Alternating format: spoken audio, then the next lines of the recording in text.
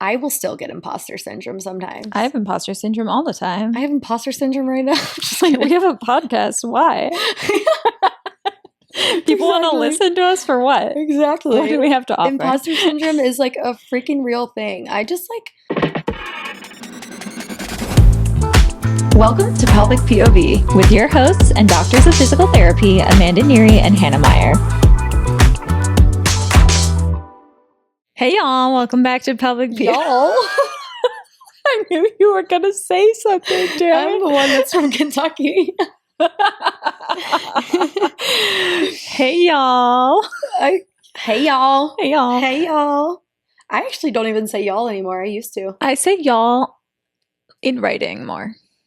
Wow. Like God. y'all to address a group, you know? Yeah. What up, y'all? What up, y'all? I used to say it more often, but then I moved to Chicago and I feel like the city changed me. The city changed you.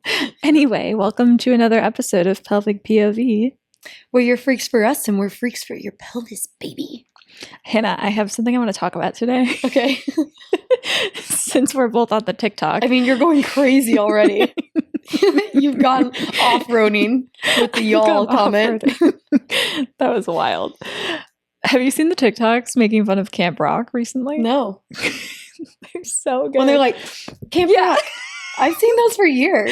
No, but it's been trending like this week, maybe. Okay. What is it? I don't know. Well, I keep seeing the montages of like the Camp Rock clips and like, look at how cringe it is. And I thought, I really wanted to get you in. I thought you were going to say I thought of you because you're cringe. You're not cringe. Thanks. I am sometimes. But the scene where she's like, she's really good. Do you know that one? No. It cracks me up and I want to show it to you because then we can reference it a lot. I just have been getting very demure, very mindful. Very mindful. Mindful, demure fall. Mm-hmm. Brat, summer, demure, fall. Yeah. Oh my God. Yes, I was just going to say, it's like I'm either brat or I'm demure. Mm-hmm. I'm more brat than demure, though. I'm definitely feeling brat right now. Yeah, I know you are. What is that supposed to With the y'all. I'm like, that is so brat of you. The y'all is pretty brat. I'm not quite in demure fall mode yet. I'll be in demure fall when I start crocheting again. I'll be in demure fall when I paint my nails brown. I never have my brown nails is done. so demure. It is. You love a brown. little mocha. You love a little you look mocha. good in brown. Thank you. I'm a true autumn. Oh. That's my season. I need to figure out mine. I learned this year that black is not flattering on me because I'm an autumn. Isn't that crazy? I don't think I disagree. Black looks good on everyone. I do think black looks good on everyone, but black isn't as flattering on me as brown is. Okay, yeah, I get that. Yeah. Okay, cool. No, I get when you find your color. Mm-hmm. Maybe brown is the new black. People are saying dark brown, like chocolatey brown, like is the new black right now. A little cocoa momo. Which is great for my shopping in my season because everything is in the color that works for me. Heck yeah. Okay. Was there anything else I wanted to talk about and shit about? Can we talk about how after our episode I went and I bought the disc, the period disc? Oh, you bought which one? I got the Flex one. Okay. I have not used it yet. Okay. So I'm waiting for a period.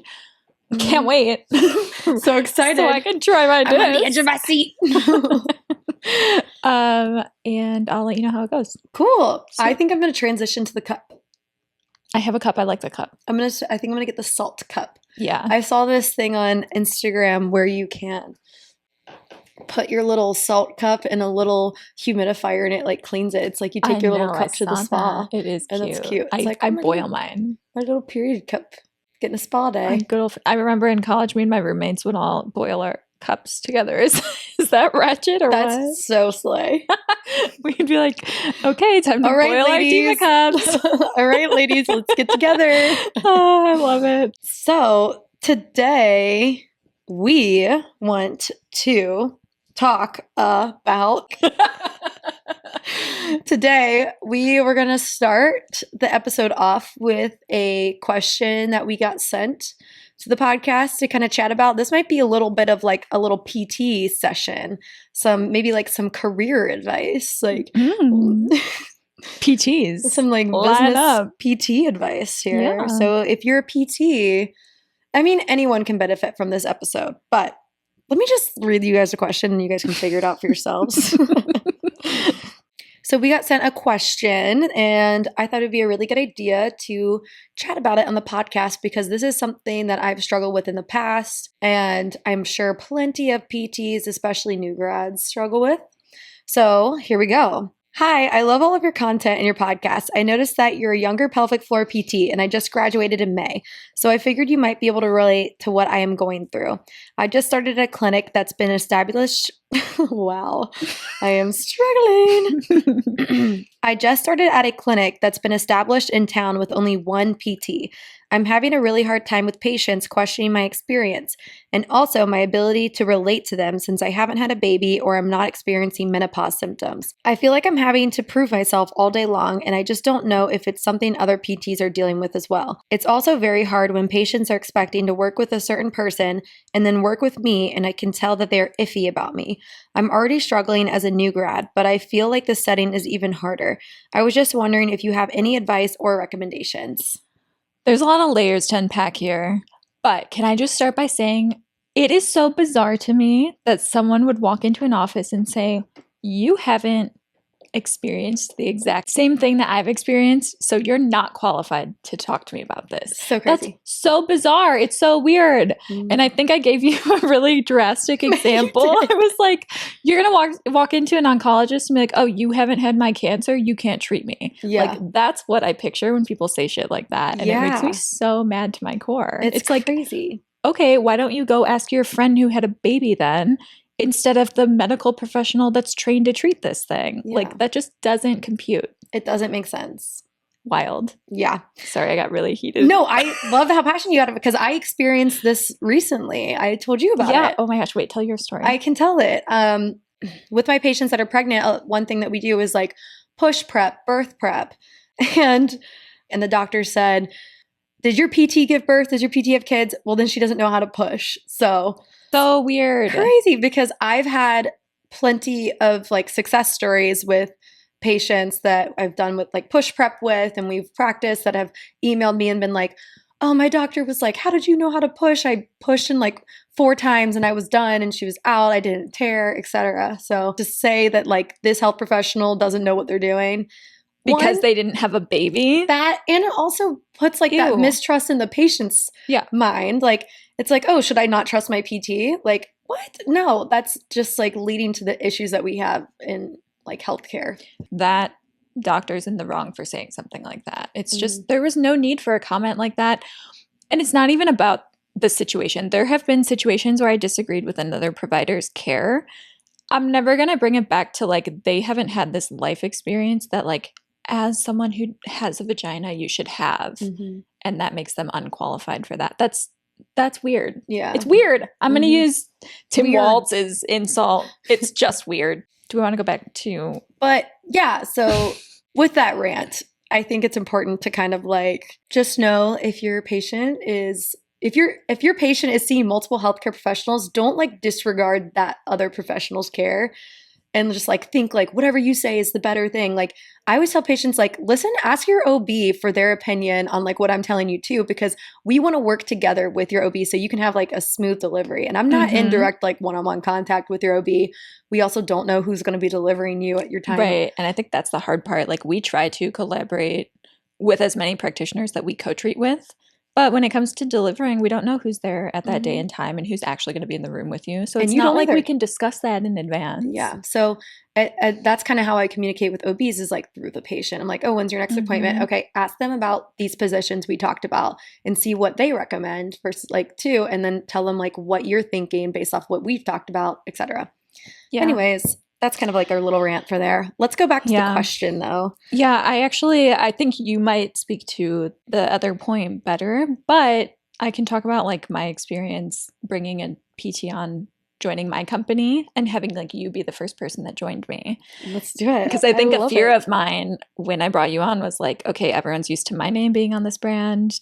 I'm the one that they see Google reviews for. Like, I know we talked about that a bit. Like, because you're a private clinic and it was just you before I started. That's what this PT is saying, that they got brought on to this clinic as the first hire, I guess. So yeah. go ahead and dive into that. Yeah, I'll talk about it from like the owner standpoint and give them any advice that I can, and then you can talk about it from the new PT standpoint. Mm-hmm. So from the owner standpoint, what I would recommend in this case is that you just communicate a lot with the owner of that practice, because when Hannah started with me, that was a fear of mine. I was worried people would see my name on Google reviews, see my name on the website, just know that like I'm the brand and I'm also the one getting personal referrals from previous patients. So it was a little bit of a hiccup. And I will say the first hire is probably the hardest because you're growing a team for the first time. I think on the role of the owner is to like have confidence in your new hire and be like, and when you're talking to your current patients or like potentially offloading some of your patients onto this new hire, just being like,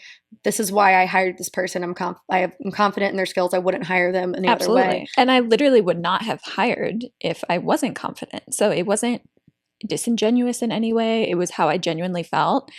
And I knew you would be a big part of the company and you'd be my right-hand man. So like I wanted patients to feel that way too. You're right-hand man. You're right-hand man. Now we're being weird. That was cute. That was cute. Anyways. So I actually don't feel like we struggled with it that much, but I also don't know where this person is in their demographic. Like if it's a small town and people know names, like I can see that being a little bit of a harder situation. I've talked with clinic owners in smaller towns and it's always a different story. I feel like we had an abundance of patients that needed pelvic floor care. So it was also easy for us to build up your caseload. And now like no one cares. They're like, they're both great. I've heard so many things about both of them. We're bringing on another PT and people are already booking with them. Like it's not as big of an issue to grow beyond that first little hiccup. There were sometimes people that will call in and be like, I specifically want to work with Amanda. Mm-hmm. And then that's fine. Then they can work with Amanda too. But then there were plenty of others that came in. Yeah. And then you build your own rapport with your patients. And then those patients will tell their friends. And then then eventually I had people that specifically would call and be like, I want to book with Hannah. Mm-hmm. And it just builds on itself. Yeah. I think maybe what this person's struggling with is the imposter syndrome because they're getting questioned by the patients too. What would you say to that since you were like newer to this kind of practice? I think so. There's a couple things we can touch on here. Being a new PT in general is stressful because I feel like you don't get like a direct like, okay, you graduate from BT and then residency situation. Some people do residency. So I feel like your first job, the mentorship is super, super important to make you feel confident in your skills. For me, I knew I wanted to be a pelvic floor PT pretty much the second I was in PT school. So I had 2 clinicals in pelvic floor PT. So I felt very, very confident in my skills by the time I went to my first job. My first job, I was kind of like, my clinic I worked at was very busy. I did have another pelvic floor PT there, but she was also very busy. So I couldn't be like asking her questions every second and be like, oh, what do I do with this? So I kind of had to got thrown in and I kind of had to like almost like fake my confidence at the beginning and not even say that I'm faking what I know, but like there were a lot of times where I was like, okay, this is like my first time experiencing this specific case. I'm kind of nervous, like blah, blah. You can't go into that session with your patient like with that in your head being like, oh, I'm kind of nervous. I don't know if I'm going to do this right. You have to go in and be like, no, I need to trust what I learned in my clinicals. I need to trust what I learned in my certifications through Herman and Wallace, APTA, whatever it was, and know that I'm doing the right thing. Treat this patient in the session. If I have questions afterwards, I can go to my mentor and ask for clarification. And then that's like what your mentor is for. And then over time, you have more similar cases, more similar patients, and then you get more and more confident. But I feel like it is really like a confidence thing. Mm-hmm. I would say I love the way you said that. And then I just want to add in their question, they mentioned that like patients were questioning them because they hadn't given birth or had perimenopause symptoms. And I do think that the more confident you are in your own care, the way you're going to approach an evaluation, you're never going to get questioned on that because I don't think I've been questioned on things like that. Mm-mm. I can't remember the last time, maybe years ago when I first saw patients and I wasn't even treating pelvic floor. So I do think it's something that kind of comes from within. Our little sidebar about like other practitioners saying that was just a little rant, but I do think like the more confident you are with your own care, the less you're going to get questioned on that stuff. Yeah. And if people are questioning you and being like, oh, you've never been pregnant, you don't have kids, it is cool. I've had a mentor that she had 2 kids and could connect with those patients in a different level because she has had kids. But I feel like I connect really well with my postpartum patients in a different way. And if you don't feel, maybe your knowledge does lack a little bit. If you're like, oh, I've never been pregnant, I don't really know what it's like, take a course. There's plenty of courses out there to learn exactly what people are going through. And then you can also connect with like clinicians in your area. See if you can like shadow like in an OB's office or something like that. And I think this is a classic scenario where it's sympathy versus empathy, where you can put yourself in someone else's shoes, but you don't need to sympathize as if you've had that experience with them. That's not what you've been trained to do as a clinician. No clinician is trained to do that, by the way.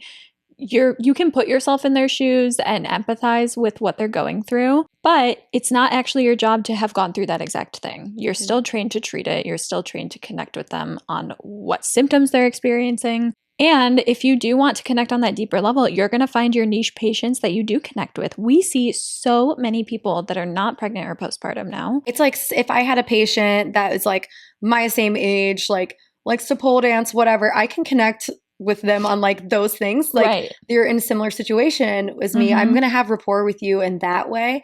But with like my patients that are pregnant or postpartum, I find rapport and like I can make connection with them in different ways to make to like allow them to like trust me too as their practitioner. And I also am like confident in like, listen, I know what I'm talking about. I've had X amount of patients. I've had X amount of like deliveries and success stories. And then I get like reviews and I keep track of my reviews, make sure those are on my Instagram page so that people know that they can trust me and that I've seen this before. And then it's like word of mouth at that point too. Right. And that was my next point. It's like, as long as you're confident in your care, you're confident in what you're good at treating, your ideal client is going to find you. And if you're going to be high demand enough where they're going to want to find you. Exactly. It'll just take time. If a patient wants someone, like if you're a patient and you want someone that's given birth before, you can find a PT that has given birth before and has been through that. That can be like on the patient, like what they're looking for in a practitioner. And that's totally fine because it's up to preference, but not saying that like one is more valuable than the other just based on experience. Yeah. In my experience, there are plenty of patients and practitioners to go around.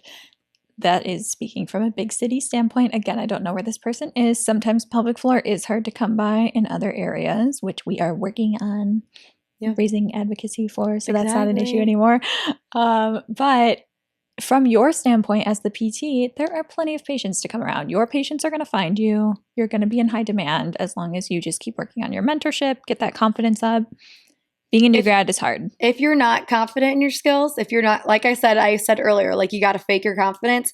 I think what I mean by that is like literally wake up in the morning every day and do like some kind of manifestation work or like what's it say? Like affirmations. Yeah, affirmations. Like write on your mirror like affirmations like I am a great PT. I am a great pelvic floor PT. I am smart. I am I don't know. Every single profession could benefit from that. Everyone is new at some point. Everyone can relate to that experience. So positive self-talk is huge. They say like the Superman pose makes you more confident. There's so many different techniques you can like use. Ted Lasso. You watch Ted Lasso when he goes and spits on himself in the mirror. You could go into the bathroom mirror and spit on yourself. Might as well. Walk in there and then go and crush that eval. Yeah. Yeah. People will pick up on nervous energy if it's there. So faking it till you make it is very real in the sense of like confidence and just prep for your evals too. Have your patients fill it. Like at our clinic, we have our patients fill out an intake form. So we at least have an idea. What are they coming in from? Oh, they'll say like, I'm having urinary incontinence postpartum. Okay. So I know I have an idea of what that patient's coming in for. And then if you're like a newer grad, that can give you time to like really prep, look at your notes, look back at like your notes from your certification course or ask your mentor and be like, okay, what are some like key things that I need going into this evaluation that I need to like make sure I mention? So then that'll help you feel more confident, more prepared. Yeah. Sweet. Yeah. I want to speak a little bit about being like a young PT in general. So we were talking about this recently too, even before this question got sent in. And I actually prefer to have younger practitioners. Like I prefer to have like a younger doctor, a younger physician, like a younger PCP, like a younger therapist, because like one, I feel like it's just like you're closer to my age. It's just like for my preference, like I feel like I can relate to you more, kind of what we were talking about earlier, like patient preference.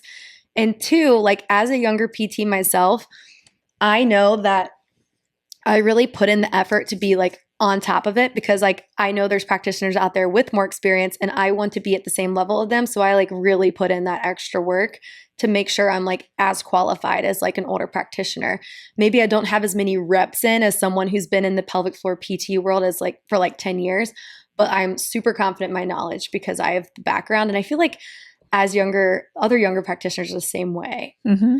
And sometimes like, I don't know, I feel like there's more often times than none, if you've been in the business longer, you can kind of like sink into your old habits and old ways. But I feel like I'm like really on it about like staying on top of like my research and I don't know. Well, think about how much, there's a few things I want to comment on there. Think about how much PT school has changed in the last 10 years alone. Like when I went to PT school, we didn't learn a lick about pelvic health. And when you went to PT school, you were able to like start a club for it and do your pelvic health rotations. I first started the club, but now people are in PT school. Like it's already a club. People are already seeking out pelvic floor rotations in their first clinical. Yeah. I don't think age is, aside from what you said about having repetitions, I don't think it puts anyone ahead of anyone else because you could be a 45-year-old practitioner with a ton of reps under your belt. But if you're not staying on top of research, that younger practitioner is going to leave you in the dust. Or if you're like, you have a ton of reps under your belt, you're older and you're kind of like getting burnt out from the practice or from pelvic floor practice and you want to like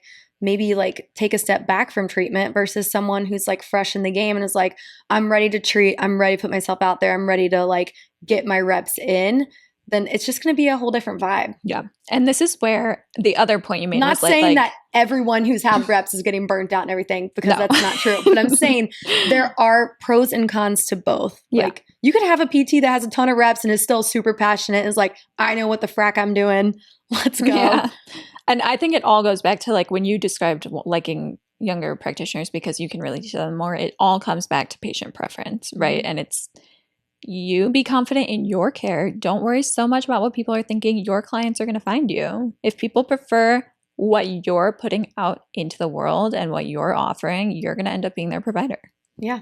That's all it is. Summation, like have confidence in yourself, do those morning affirmations, stay up to date on your research, get your patient reviews, have your patients send in reviews for your clinic so that you can get your name out there so that people know like, hey, this person actually knows what they're doing.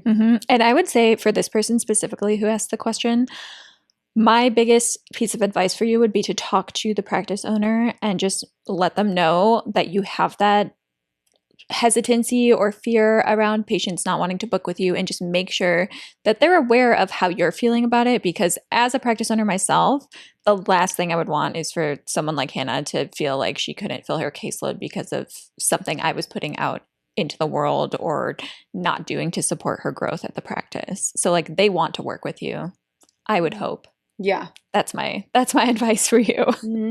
Exactly. It's like all the way, it's just the way you present yourself too at the end of the day. Slay.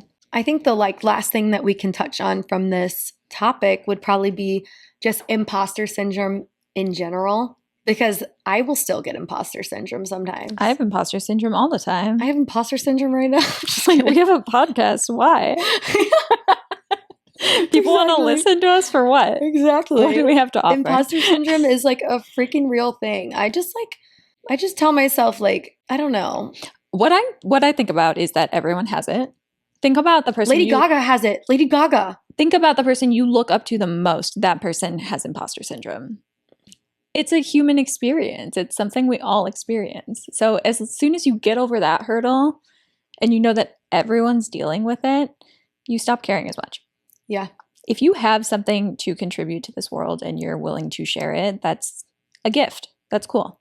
Exactly. Think about how many years you went to undergrad. Think about how many years you were in PT school. Think about how much extra time outside of PT school you spent focusing specifically on pelvic floor PT and all the extra hours you put in with documentation, with patients, and then researching those harder cases and whatever. Those are all reps that like any other normal PT already hasn't done, first of all, from like a PT standpoint.